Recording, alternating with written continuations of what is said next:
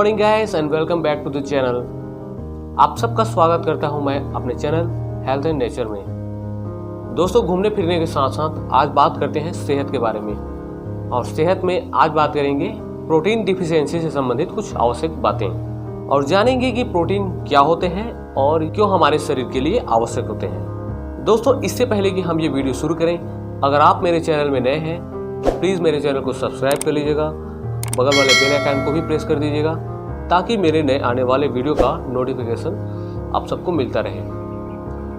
तो चलिए शुरू करते हैं। सबसे पहले ये जान लेते हैं कि प्रोटीन होते क्या हैं। प्रोटीन एक जटिल नाइट्रोजन युक्त कार्बनिक पदार्थ होते हैं जिसका गठन कार्बन, हाइड्रोजन, ऑक्सीजन और नाइट्रोजन तत्वों के अणुओं से मिलकर होता है। कुछ प्रोटीन में अतिरिक्त आंशिक तत्वों के रूप में सल्फर, जिंक, कॉपर और फास्फोरस भी उपस्थित होता है। प्रोटीन हमारी कोशिकाओं में जो जीव द्रव्य होता है, जिसे हम प्रोटोप्लाज्मा कहते हैं, का मुख्य अवयव है और हमारी शारीरिक वृद्धि तथा विभिन्न जैविक क्रियाओं के लिए आवश्यक होता है। रासायनिक संरचना के अनुसार प्रोटीन को सरल प्रोटीन, संयुक्त प्रोटीन और व्युत्पन्न प्रोटीन, इन 3 श्रेणियों में बांटा गया है। सरल प्रोटीन जो होता है वो केवल अमीनो अम्ल से बना होता है। संयुक्त प्रोटीन में अमीनो अम्ल के साथ साथ अन्य पदार्थों के अणु भी पाए जाते हैं। व्युत्पन्न प्रोटीन उसे कहते हैं जो सरल प्रोटीन और संयुक्त प्रोटीन के विघटन से बनते हैं। प्रोटीन त्वचा, रक्त, मांसपेशियों तथा हड्डियों की कोशिकाओं के विकास के लिए आवश्यक होते हैं। अधिकांश तौर पर प्रोटीन कोशिकाओं में कार्य करते हैं। आपके शरीर के ऊतकों, अंगों और उनकी संरचना तथा उनके कार्य के लिए बहुत ही आवश्यक होते हैं। यह आपके शरीर की कोशिकाओं के निर्माण के लिए आवश्यक होते हैं और इस तरह से यह आपके शरीर निर्माण का कार्य करता है। दोस्तों, ये तो था प्रोटीन क्या है उसके संबंध में जानकारी। अब ये जानते हैं कि दिन भर में हमें कितनी मात्रा में प्रोटीन की आवश्यकता होती है। प्रोटीन की आवश्यकता आपके भार, आपके कैलोरी इंटेक पर निर्भर करता है। आपके कुल कैलोरी का 20 से 35% तक आपको प्रोटीन से मिलना चाहिए। अब हम बात करते हैं प्रोटीन हमारे शरीर में क्या क्या कार्य करता है। इसका सबसे पहला कार्य होता है आपके शरीर निर्माण का, यानी कि प्रोटीन से ही हमारे शरीर के ऊतकों का निर्माण होता है। इन ऊतकों के वृद्धि के लिए भी प्रोटीन सहायक होते हैं। हमारे ऊतकों के टूट फूट एवं मरम्मत का कार्य प्रोटीन का ही होता है।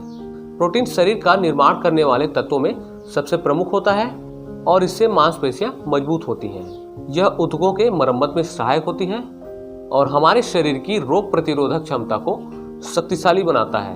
हमारे शरीर के संतुलन को भी यह बेहतर करता है। प्रोटीन को हमारे शरीर के लिए सबसे जरूरी मैक्रोन्यूट्रिएंट्स में से एक माना जाता है। मैक्रोन्यूट्रिएंट्स उसे कहते हैं जिसकी हमारे शरीर को अधिक मात्रा में आवश्यकता होती है। हमारे शरीर का 16% प्रोटीन का होता है। प्रोटीन हमारे बालों, त्वचा, नाखूनों, मांसपेशियों, हड्डियों और रक्त कोशिकाओं में पाया जाता है।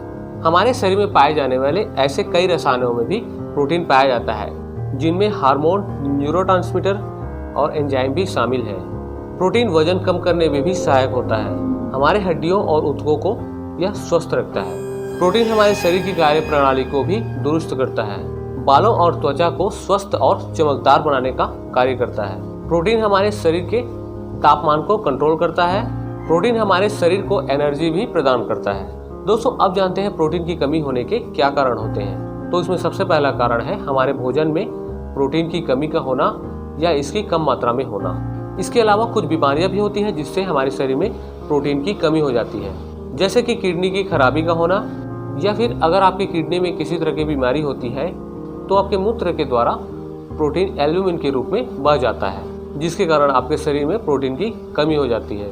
इसके अलावा लंबे समय तक शराब का सेवन भी आपके शरीर के लिए खतरनाक होता है।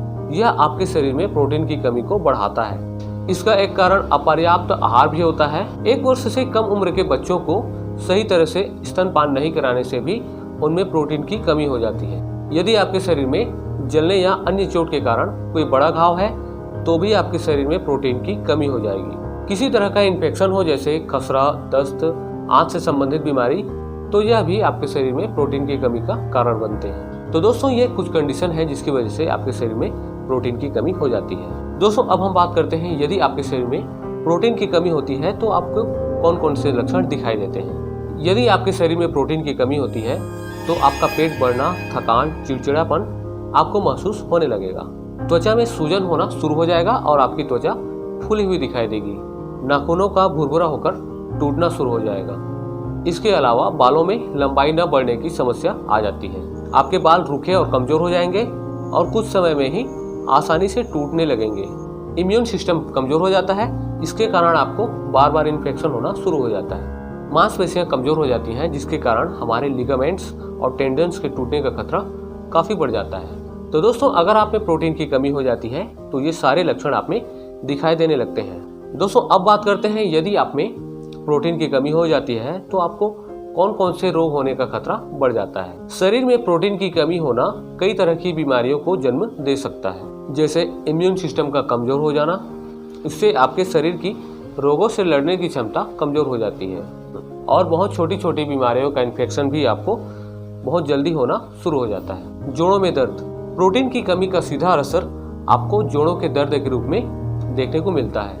प्रोटीन की कमी से जोड़ों में दर्द के साथ साथ मांसपेशियों में अकड़न की समस्या भी आने लगती है और इससे अर्थराइटिस जैसे गंभीर समस्या होने का खतरा बढ़ जाता है। यदि बच्चों में प्रोटीन की कमी होती है तो बच्चों का शारीरिक विकास अवरुद्ध हो जाता है। बच्चे सही तरीके से ग्रोथ नहीं कर पाते हैं। हर वक्त थकान रहना।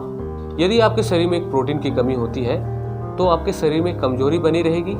आपकी बॉडी हमेशा थका हुआ महसूस करेगी और इस तरह से शारीरिक थकावट के साथ साथ मानसिक थकावट भी बना रहता है। प्रोटीन की कमी होने पर घाव या चोट जल्दी से नहीं भरते हैं और घाव के लंबे समय तक बने रहने से और भी कई सारे इन्फेक्शन होने का खतरा बढ़ जाता है। बालों की समस्या भी शुरू हो जाती है।